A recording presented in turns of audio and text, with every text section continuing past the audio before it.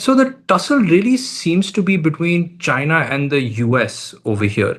Where does Europe stand in all of this? I'm sure they will also be significantly impacted with these new export controls.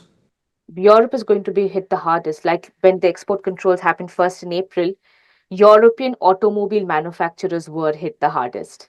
Hmm. And then European defense sector is also going to be hit very hard because um, China supplies 99% of these heavy rare earths, but the largest consumers of rare earths in defense is USA and Europe. More than 50% of the demand for rare earths in defense comes from from these two parts of the Mhm. world. And these the and these sections, so yeah, Europe does not have a significant upstream or a mining mineral industry because they're very high and very stringent environmental standards in place. Europe has some midstream capacity, which is refining and separating rare earths and critical minerals and making them into magnets.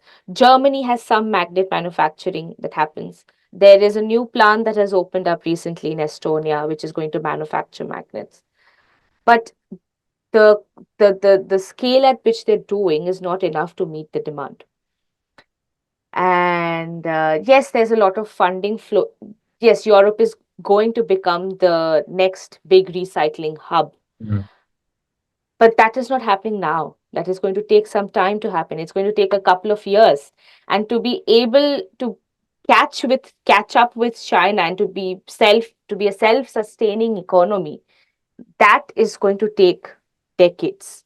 I mean, what I was trying to say is that, I mean, yes, they're focusing on building a midstream capacity. They're focusing on building a recycling capacity. The big recycling is a big thing in UK and Europe, but recycling can never replace primary supply. It can never be a substitute for that. It can only complement primary supply. So, like you mentioned as well that just there are like 3 to 4 bureaucrats, working in some ministry in China that are reviewing the applications that are coming in, right? And just given the broad scope of these export controls, how does China realistically go about enforcing these new rules? Will they be doing it through surprise inspections or end product testing, or are they just relying on the companies to voluntarily disclose, why they'll be using these rare earths and what they'll be using it for? And what if like they identify a company that wasn't playing by these new rules, that maybe understated what they'll be using the rare earths for?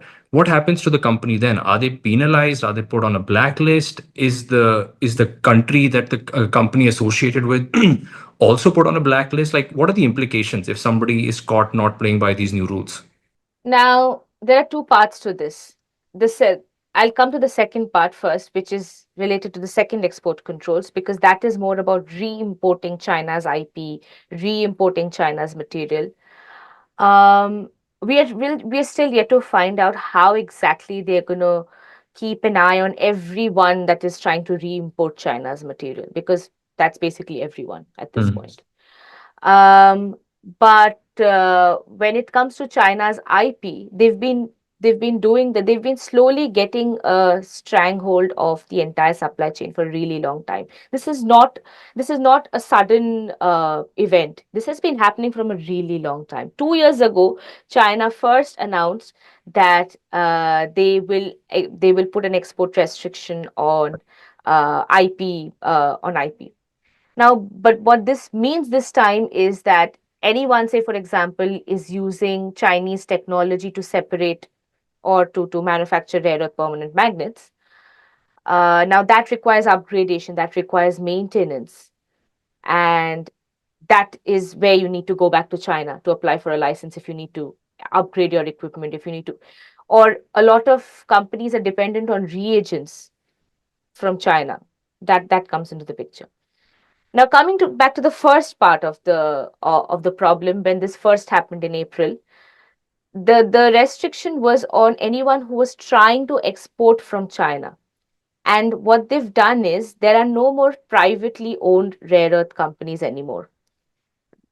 At the moment, everything is managed by these two big Chinese rare earth groups, which are ultimately reporting to the state, and they get and the state decides how much these two companies are going to produce rare earths and who they're going to sell it to, and these bigger companies then tell their subsidiaries how much they can produce and how much they cannot. So basically, it's a quota system in place.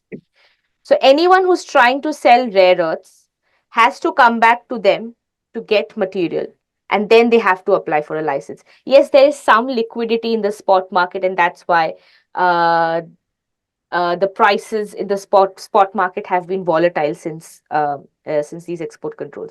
But the spot market is also going to, I mean, whatever liquid material is there is also going to get exhausted in some time, right?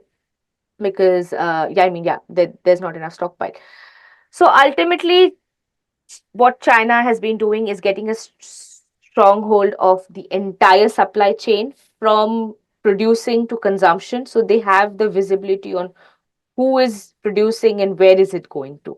But what Yeah. really happens, like if they find a company and that hasn't been playing by the rules, does that company get blacklisted from buying from any of the state-owned enterprises that are supplying rare earths? Yeah, kind of. I mean, it's I mean, at the moment, and if we try to talk in China, if we try to get information, when we talk to market participants, they're not allowed to talk. Right. Okay. And I mean, they've China has even issued a warning. Say, for example, a country or any company who's trying to stockpile material. So they're going to compare previous export volumes to current export volumes, and if they see a discrepancy, they're going to completely blacklist that company or that country. They've issued that warning.